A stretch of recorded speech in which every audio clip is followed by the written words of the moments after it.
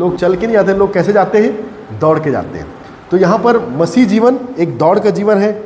एक प्रभु का दास कहता है कि मैंने अपनी दौड़ को पूरी किया है, और हम सबको भी उस दौड़ में ऐसे दौड़ना है कि जैसे कि हम लोग जो है वो जीत को प्राप्त करें। तो इसीलिए यहाँ पर आज हम अपनी दौड़ को किस प्रकार से पूरी कर सकते हैं, उस बातों को हम लोग देख पाएंगे। हम किस प्रकार से काम कर सकते हैं कि हम परमेश्वर के राज्य में परमेश्वर को जो पसंद है वो काम हम कर सकते हैं, वो उस बातों को सीखेंगे। देखिए यहाँ पर मार्था और मरियम घर में यीशु के बारे में हमने पढ़ा है, और जब हम देखते हैं वचन में तो हमको एक चीज़ देखने को मिलती है कि परमेश्वर का प्रेम हमारे साथ बना हुआ है दिन प्रतिदिन। हम हर दिन, हर एक दिन परमेश्वर के प्रेम को अपने जीवन में देख सकते हैं। पिछले दिनों की बात कर लें, पिछले सालों की बात कर लें, आज के दिन की बात कर लें, हमारा हर दिन सुबह से लेकर शाम तक जो भी हम करते हैं परमेश्वर की प्रेम है जो हम कर पाते हैं। परमेश्वर हमसे प्रेम करता है, परमेश्वर प्रेम करता करके हमें सुरक्षा देता है, परमेश्वर हमसे प्रेम करता करके अपना मार्गदर्शन देता है। तो परमेश्वर का प्रेम है हमारे साथ, वो हम मिट नहीं गए। परमेश्वर की महाकरुणा का फल इस प्रकार से वचन कहता है ना। परमेश्वर का प्रेम है जो हमको जीवित रखता है, परमेश्वर का प्रेम है जो हमको स्थिर रखता है, परमेश्वर का प्रेम है जो हमको संभाले रखता है हर एक परिस्थितियों में। परंतु ये बात तो बहुत अच्छी बात है कि परमेश्वर हमसे प्रेम करता है, हमको मालूम है कि परमेश्वर हमसे प्रेम करता है। वचन भी बहुत सारा कहता है इस विषय में कि यूहन्ना 3:16 में हम देखते हैं कि परमेश्वर ने जगह से ऐसा प्रेम रखा कि उसने लौता पुत्र दे दिया। प्रेम रखा मतलब हमारे लिए प्रभु ने प्रेम रखा है, अपना प्रेम को प्रकट किया। माध्यम अलग अलग हो सकता है, जरिया अलग अलग हो सकता है, समय अलग अलग हो सकता है, परंतु प्रेम तो रखा है हम सबके साथ परमेश्वर ने।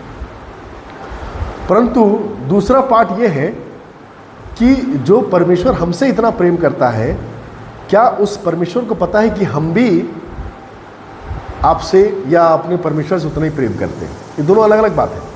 परमेश्वर का प्रेम हम समझ रहे हैं वो अलग बात है, और हमारा प्रेम प्रभु तक पहुंच रहा है कि नहीं वो अलग बात है। हम यदि एक मसीह दौड़ में हैं, अपने जीवन के उस उद्देश्य को पूरा करना चाहते हैं, ताकि हमारे जीवन के अंत में हम भी कह सकें कि मैंने अपनी दौड़ पूरी की है, मतलब उस दौड़ में, जिस दौड़ में आप दौड़ रहे हो वो परमेश्वर की ओर से होना चाहिए ना। तो क्या मेरा प्रेम, जो प्रेम मैं करता हूँ, हम सब प्रभु से प्रेम करते हैं, ऐसा नहीं है हम आप लोग प्रेम नहीं करते। प्रभु आपसे प्रेम करता, आप प्रभु से प्रेम करते, पर कितने लोगों का प्रेम प्रभु तक पहुँच रहा है? ऐसी कौन सी बात है कि प्रेम को हम अपने प्रेम को, अपने हृदय को, अपने उस प्रेमी जीवन को, हृदय को हम प्रभु तक पहुँचाएँ, ताकि उसको देख करके प्रभु ये बोल सके कि हाँ यार, मैं सिर्फ प्यार नहीं करता हूँ, ये लोग मुझसे भी बहुत प्यार करते हैं। और ये सबसे अच्छा रिश्ता होता है कि सामने वाले ने हमसे प्रेम रखा, हमने उसके प्रेम को समझ करके अपनाया, और दोबारा हम परमेश्वर से प्रेम करते हैं। तो ये कब होगा? जब हम परमेश्वर के पीछे दौड़ेंगे, जब हम उसके वचन के पीछे दौड़ेंगे, उसकी संगति के पीछे दौड़ेंगे, तब ये जो जीवन में हमारे जो है वो चीज़ को हम लोग देख पाएंगे कि हाँ, हम भी जो है वो परमेश्वर से जो है वो हम लोग प्रेम को रखते हैं। तो यहाँ पर हम देखिए, प्रेम को यदि हम अपने प्रेम को प्रभु तक पहुँचाना चाहते हैं तो अलग अलग जरिया है। कई बार ऐसा होता है ना कि वो जो बोलते हैं ना, लव लैंग्वेज अलग अलग होता है लोगों का। किसी को लगता है कि मैं किसी के लिए कुछ खरीद करके दे दूँ तो वो समझेगा कि मैं उससे प्रेम करता हूँ। ज़रूरी नहीं है कि जिसको आप प्रेम करते हो, जिसको आप वो गिफ्ट दे रहे हो, वो आपके प्रेम को उस गिफ्ट को लेने के द्वारा समझे। हो सकता है उस व्यक्ति के लिए प्रेम गिफ्ट नहीं हो, आपका गिफ्ट नहीं हो, परंतु आपका प्रेजेंस हो। प्रेजेंट मत हो, परंतु आपका प्रेजेंस हो। कई बार होता है ना कि हम लोग सोचते हैं कि यार तुमको जो चाहिए वो तो दे रहे हैं ना। अब कई बार जैसे बच्चे हो जाते हैं, माता पिता बहुत बिजी हो जाते हैं, तो ऐसा हो जाता है ना कि बच्चे कई बार चाहते हैं कि माता पिताओं के साथ समय बिताएं, नहीं हो पाता। परंतु माता पिता सब काम कर रहे हैं, जो चाहिए वो दे रहे हैं, परंतु हो सकता है बच्चा फिर भी खुश नहीं है, क्योंकि उसकी प्रेम की भाषा गिफ्ट के द्वारा नहीं, परंतु उपस्थिति के द्वारा है, समय बिताने के द्वारा है। तो ये लव लैंग्वेज होता है। मान के चलो किसी एक व्यक्ति के लव लैंग्वेज कुछ और है, और आप किसी को वो दे रहे हो जो उसको, जो वो नहीं समझ रहा है, वो प्रेम को नहीं समझ रहा है, उस प्रेम को, जिस प्रेम को आप समझ रहे हो। आप ये समझ रहे हो मैं प्रेम करता हूँ करके तो देता हूँ, मैं तुमसे प्रेम करता हूँ करके तो इतनी मेहनत करता हूँ, पर उसको समझ में नहीं आ रहा, क्योंकि उसके लिए प्रेम दूर रहना, सिर्फ गिफ्ट पाना नहीं है, परंतु उपस्थिति में रहना, आपके साथ संगति करना, ये प्रेम है। तो कौन सा ऐसा प्रेम है जिसको प्रभु समझता है? ये तो मनुष्यों की बात होगी। प्रभु कौन से लव लैंग्वेज को समझता है? क्या हम ऐसा करेंगे कि प्रभु को लगेगा कि हाँ, ये भी मुझसे बहुत प्रेम करता है? हमको मालूम है कि प्रभु जो है वो हमसे प्रेम करता है, पर अब हमारी बारी है कि हम भी प्रभु को बताएं कि प्रभु, हम भी आपसे बहुत प्रेम करते हैं। तो कुछ बातों को हम सीखने का प्रयास करेंगे कि ऐसी कौन सी बात है जो प्रभु को पसंद है, और यदि हम वो करेंगे तो सच में प्रभु हमारे प्रेम को समझ पाएगा। तो ये जो अध्याय हमने यहाँ पे पढ़ा है,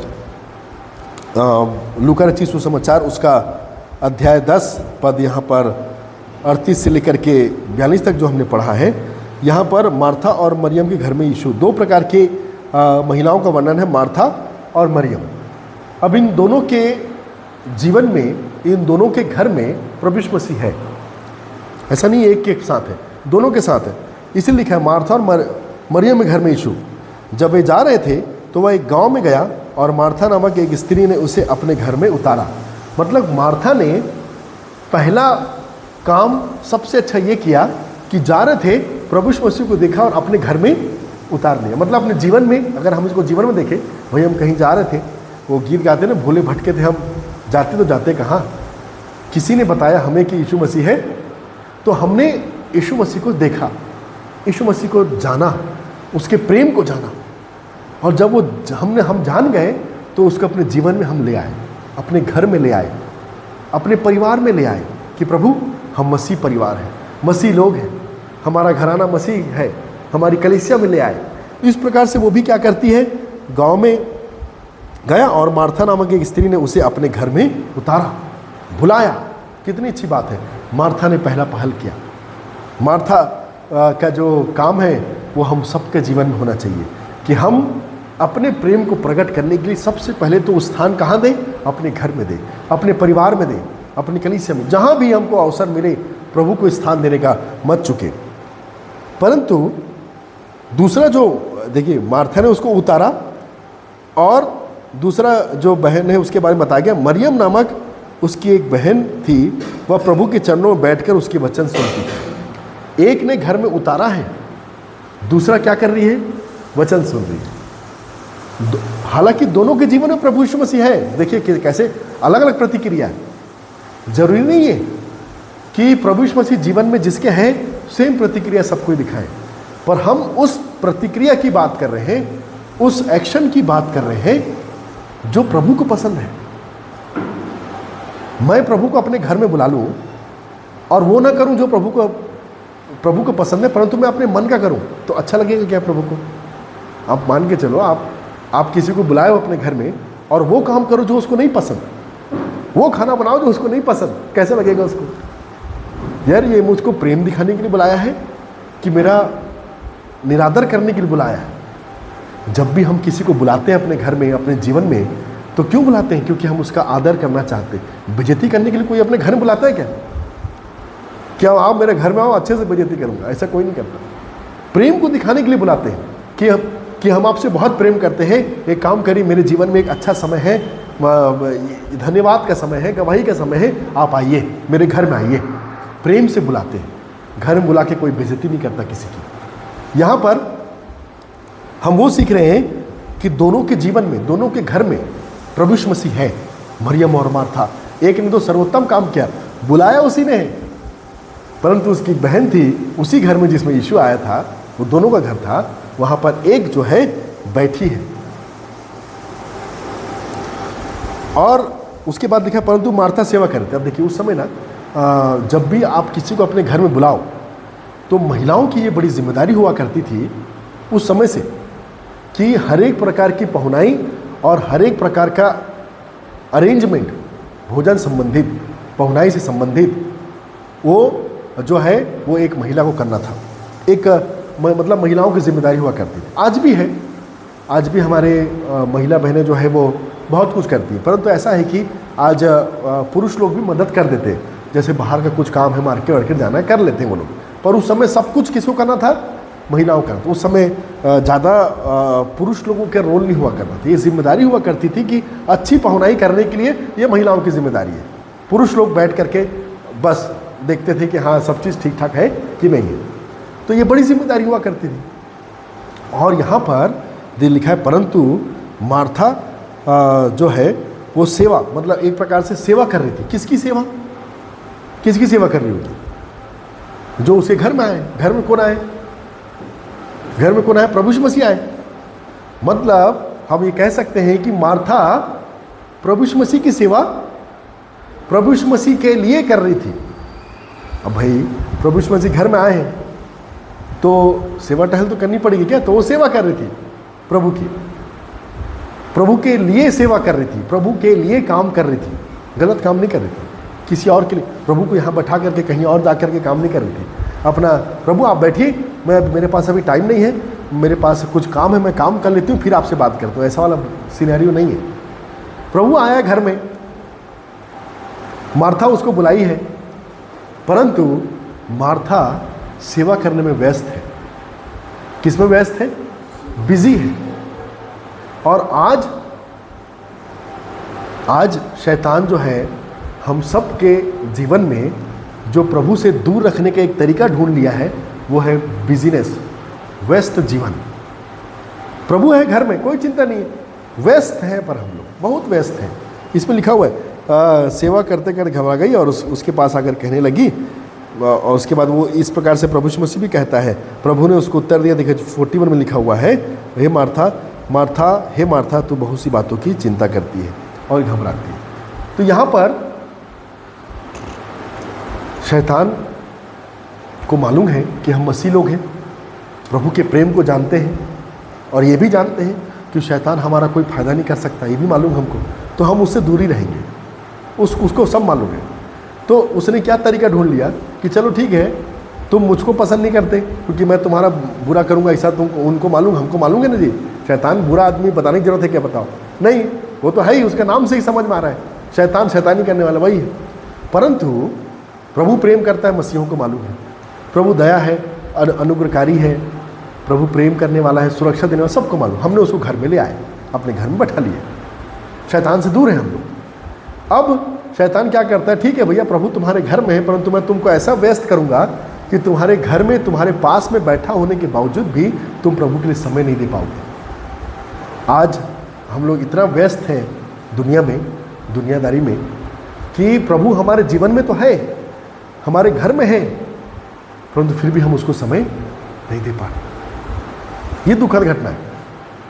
अब यहाँ पर अब मैंने एक चीज़ और बताया, सेवा किसी और की नहीं कर रही थी, सेवा प्रभु की कर रही थी। प्रभु के नाम से कर रहे हैं, पर प्रभु को अच्छा नहीं लग रहा। अब जैसे कई बार होता है ना, जैसे हम लोग भी हैं, सेवा में इतने बिजी हो जाते हैं कि प्रभु तेरे लिए तो कर रहे हैं क्या? तेरे लिए तूने जो काम दिया है, हमने प्रार्थना की थी प्रभु मेरा जीवन को अच्छा बनाना, आपने अच्छी नौकरी दी प्रभु, आपके अनुग्रह से मिला है, अब वो काम नहीं करूँगा जो आपने मुझको दिया है। कर नहीं रहे, अच्छी बात है। फिर कुछ काम हुआ, प्रभु बच्चे आपने दिए तो बच्चों को पालन पोषण में नहीं करूँगा, आपने दिया भाई प्रभु, आपके आशीष से मिला है, तो उसमें बिजी हो गए। बच्चे अपनी पढ़ाई में बिजी हो गए, ज्ञान बुद्धि मांग रहे परमेश्वर से, और ज्ञान बुद्धि प्रभु दिया तो पढ़ाई में तो लगाएंगे क्या, और दुनियादारी में थोड़ी लगाएंगे। तो ऐसा लगता है कि हम सबको ऐसा लगता है कि हम प्रभु तेरे काम तो कर रहे हैं, तेरा ही दिया हुआ सेवा तो बढ़ा रहे हैं, और क्या कर रहे हैं प्रभु? समय मिलने पे मैं चर्च भी चले जाता हूँ, समय मिलने पे चर्च कलीसिया में आकर के कुछ योगदान भी देता हूँ, थोड़ी गीत में अगुवाई कर लेता हूँ, प्रार्थना कर लेता हूँ, सब कुछ तो कर रहा हूँ प्रभु, और तेरे लिए कर रहा हूँ। चलो जो कमा रहा हूँ प्रभु तेरे लिए कमा रहा हूँ, ताकि उसमें से दशमांश दे सकूँ, उसमें से भेंट दे सकूँ, सब कुछ तो आपके लिए कर रहा हूँ। पर प्रभु को नहीं पसंद आ रहा है ये सेवा जो हम प्रभु के नाम के लिए कर रहे हैं, और प्रभु को पसंद नहीं आ रहा, कैसे करने चलेगा? ऐसे लोग, ऐसे बहुत लोग हैं बाइबल में जिन्होंने कहा बोले कि प्रभु हमने तेरे नाम से दुष्ट आत्माओं को निकाला, बीमारों को चंगा किया, बहुत सारे काम किए, तेरे नाम से किया प्रभु, तेरी सेवा किया। पर प्रभु क्या बोलता है मालूम उनको? मैं तुमको नहीं जानता। तो कहीं ऐसा तो नहीं कि हम प्रभु के लिए कर रहे हैं, प्रभु ने जो हमको दिया है सेवा उसी के लिए कर रहे हैं, परंतु फिर भी हम लोग, ऐसा लग रहा है प्रभु को कि हम उसके लिए कुछ नहीं कर रहे हैं। सारा ज़िंदगी का सेवकाई ज़ीरो हो जाएगा। सारे ज़िंदगी का जो बोलना चाहिए जीवन का जो उद्देश्य है वो ज़ीरो हो जाएगा। यदि हम ये सोच के चले कि प्रभु हमने तेरे प्रेम को समझा है, तुझको अपने घर में रखा है, हमारे दिल में है प्रभु, और तेरी ही सेवा हम कर रहे हैं। परंतु ये ध्यान दीजिए कि प्रभु जो सेवा मैं कर रहा हूँ आपको कितनी पसंद है। हो सकता है आप प्रभु के लिए जो वॉलंटरी काम करते हैं, 30 घंटा करते हैं काम, वो प्रभु को उतना प्रसन्न नहीं करता, बल्कि 30 मिनट का प्रभु के साथ बैठना ज़्यादा आपके लिए फ़ायदेमंद है। प्रभु वो चाहता है। अब देखिए जो जिम्मेदारी मार्था की थी वो भी एक महिला थी, समाज की एक अपेक्षा थी। आज भी हमारे से समाज की अपेक्षा है कि हमको अच्छा करना है, अच्छे स्थान पे रहना है। कोई बुरा नहीं है इस बात में, करिए, सब कुछ करिए, पर एक बार ध्यान दीजिए कि जिसको आपने अपने घर में उतारा है, जीवन में उतारा है, जैसे इसमें लिखा हुआ उतारा है उसके घर में, क्या वो आपके उस जीवन से प्रसन्न है कि नहीं। कोशिश तो करिए कि हम जो प्रेम दिखा रहे हैं, प्रभु तेरे लिए तो सेवा कर रहा हूँ, तेरे लिए खाना बना रहा हूँ, तेरे लिए जी रहा हूँ, सब कुछ तो तेरे लिए कर रहा हूँ, पर प्रभु को वो पसंद आ रहा है कि नहीं आ रहा है। अब जिसके लिए खाना बना रहे हो, जिसके लिए मेहनत कर रहे हो, वो बोला मैं तो ये इसके लिए आया नहीं था, मुझे तो ये पसंद ही नहीं है, हो गया ना सारा मेहनत बेकार। तो हम कोशिश करें कि हम प्रभु के उस प्रेम को, अपने प्रेम को प्रभु तक कैसे पहुंचाएं, वो सीखें। अब यहाँ पर हमको एक झलक दिखती है, पूरी बात तो नहीं दिखती, परंतु एक बात दिखती है, एक झलक दिखती है कि प्रभु किस बात को पसंद करता है। और यहाँ पे लिखा हुआ है मार्था जो है वो इस प्रकार से सेवा करे, परंतु मरियम जो है वो उसके पैरों पर बैठी थी। इसमें लिखा हो ना, बैठी और उसके वचन को सुनती थी। अब यहाँ पर जो अपेक्षा समाज की या लोगों की मार्था से थी, क्योंकि वो एक महिला है, वही सेम अपेक्षा मरियम से भी थी, क्योंकि वो भी एक महिला है। दोनों सेम है, दोनों का पद सेम है, दोनों की जिम्मेदारी सेम है, पर फिर भी एक ने न समाज की सोची न लोगों की सोची, परंतु सबसे पहला काम क्या किया, जब उसके घर में उतरा तो सबसे पहला काम क्या किया, उतरने के बाद मरियम नामक उसकी एक बहन थी, वह प्रभु के चरणों में बैठकर उसके वचन सुनती थी। बैठकर वचन सुनने की बात है। हम कितना ज़्यादा प्रभु के पास बैठते हैं, ये चीज़ प्रभु को ज़्यादा पसंद आती है, क्योंकि वो लिखा हुआ है यहाँ पे कि प्रभु ने उसको उत्तर दिया, बहुत सी बातों की चिंता करती है, परंतु एक बात आवश्यक है, और वह उत्तम भाग को मरियम ने चुन लिया है। उत्तम भाग को चुन लिया, उत्तम बेस्ट है। आपने भी चुना है, मार्था ने भी चुना, पर मार्था ने उत्तम भाग नहीं चुना, सिर्फ चुनाव किया। अब मेरे हिसाब से तो हमें जो चुनना चाहिए, या प्रभु जो चाहता है कि हम जिस चीज़ को भी चुने, वो क्या चुने, उत्तम, बेस्ट।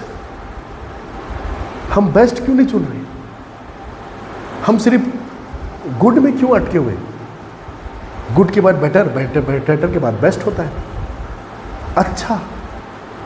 अच्छा से बहुत अच्छा, उत्तम, दी बेस्ट, ऐसा उसमें लिखा है।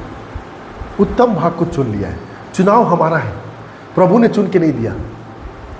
प्रभु सिर्फ आया, वहाँ बैठा, उन्होंने अपने घर में उतारा, और देख रहा है कि दोनों महिलाएं हैं, दोनों की जिम्मेदारी सेम है, दोनों का जवाबदारी सेम है, परंतु दोनों ने चुनाव किन चीज़ों का किया है।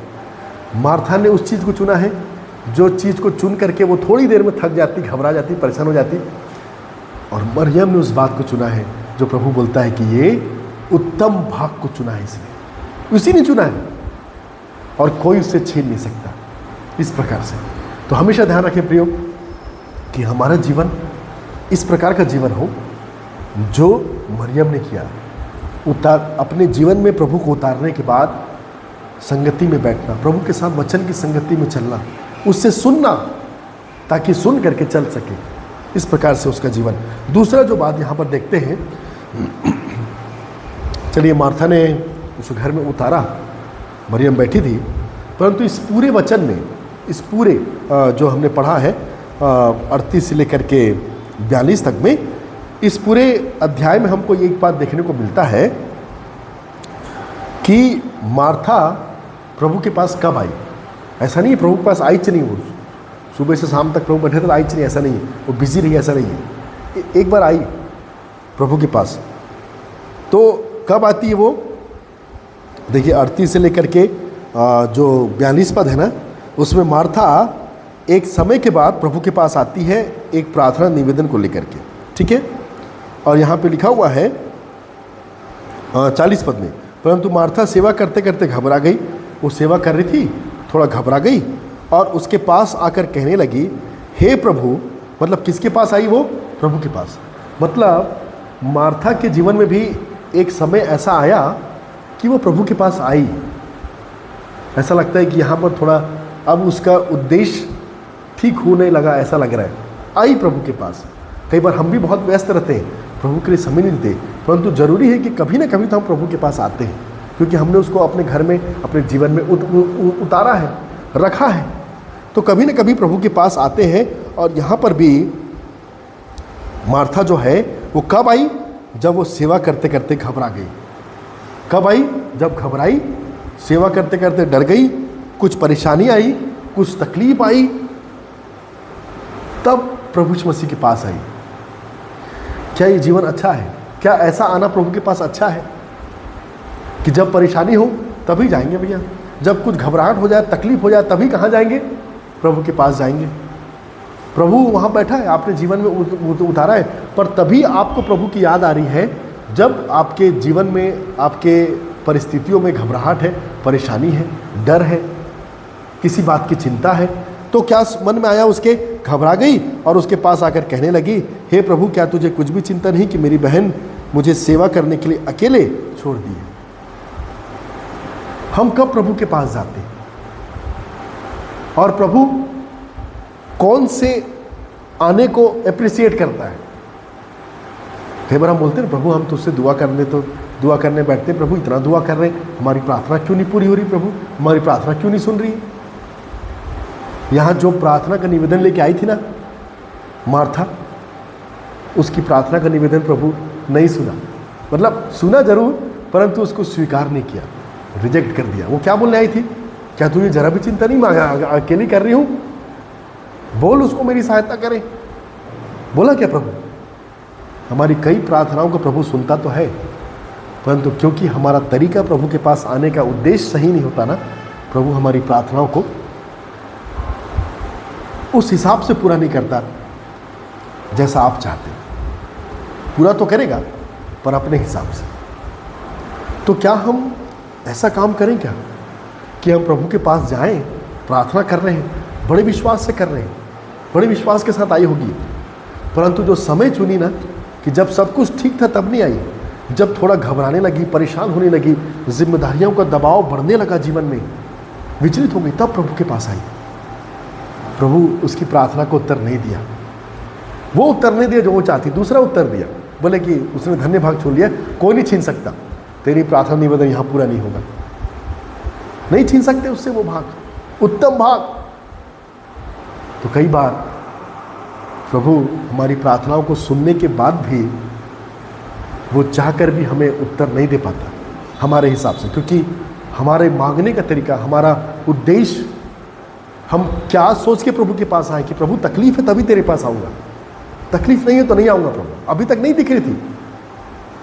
पूरे अध्याय में 38 से लेकर के मैंने पढ़ लीजिएगा, तभी प्रभु की याद आई उसको, जब उसके जीवन में परेशानी, घबराहट, समस्या आई।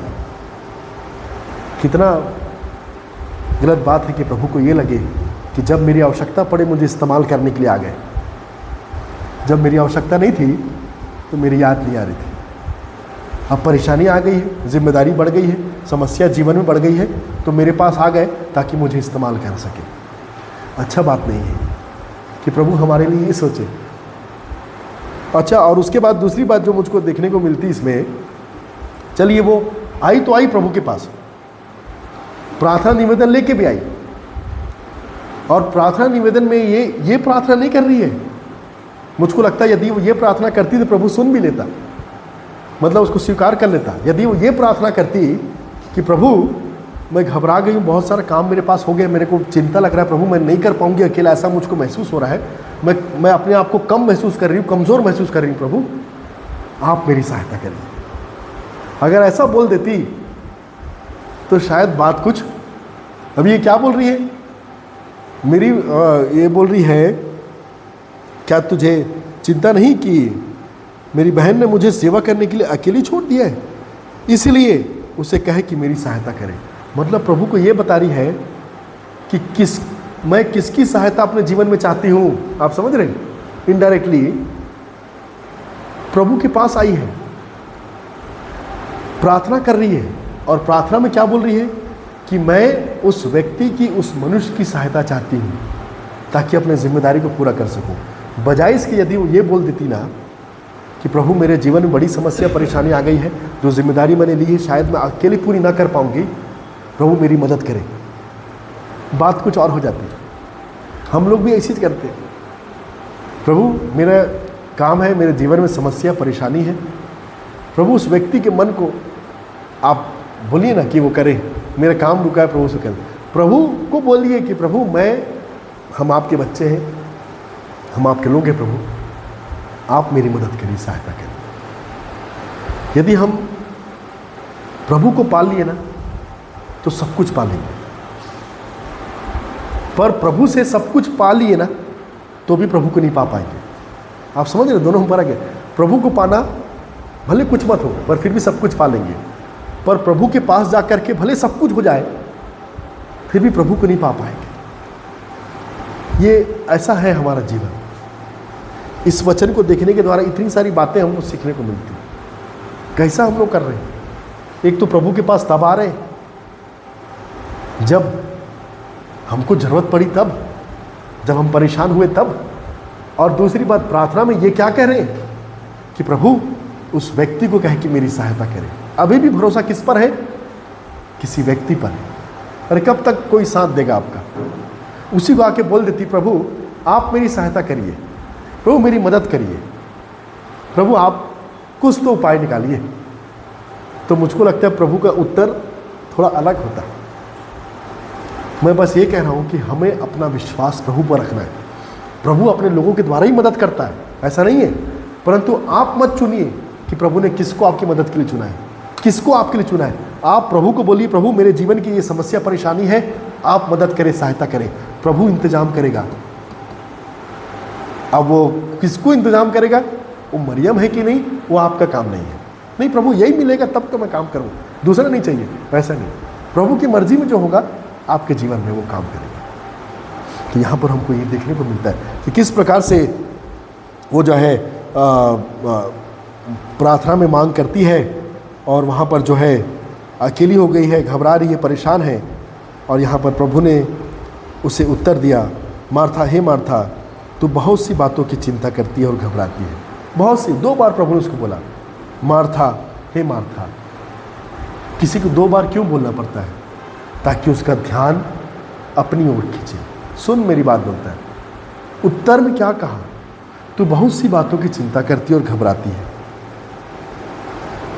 परंतु एक बात अवश्य है, और उस उत्तम भाग को मरियम ने चुन लिया है जो उसे छीना ना जाए। ये प्रभु का उत्तर था।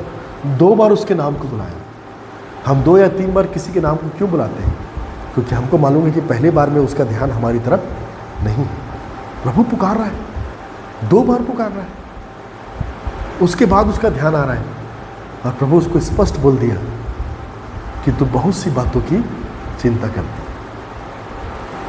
प्रभु ये नहीं कभी उसको उसके काम के लिए प्रोत्साहित नहीं किया जैसे मरियम के लिए कहा। उसने उत्तम भाग को चुन लिया जो उससे कभी छीना ना जाएगा। तूने भी चुना है एक भाग को। मैं नहीं बोल रहा हूँ कि तेरा भाग तूने नहीं चुना, तूने सेवा का भाग चुना है, पर वो सेवा जिससे मैं प्रसन्न नहीं हूँ वो उत्तम नहीं हो सकती। वो सिर्फ सेवा है, उत्तम सेवा नहीं है, अच्छी सेवा नहीं है। तो हम ये कोशिश करें कि हम प्रभु की इच्छा अनुसार सेवा को पूरी करें। प्रभु जो चाहता है वो करें। प्रभु अपने पूरे जीवन में जो जीवित थे, जीवन में जो उनका जीवन रहा, राज्य का प्रचार किया, स्वर्ग का राज्य, स्वर्ग के राज्य में जाने वाले लोग हैं, और परमेश्वर के राज्य के बारे में प्रचार किया। आपको मालूम परमेश्वर का राज्य हमारे जीवन में कैसे काम करता है? जब प्रभु ने हमको बनाया था तो दुनिया को बनाया था, तो छठवें दिन मनुष्य को बनाया और मनुष्य को बनाने के द्वारा अपने रहने का स्थान बनाया। यानी प्रभु हमारे अंदर रहना चाहता है, इसलिए उसने हमको बनाया, और कोई उद्देश्य नहीं था मनुष्य को बनाने का।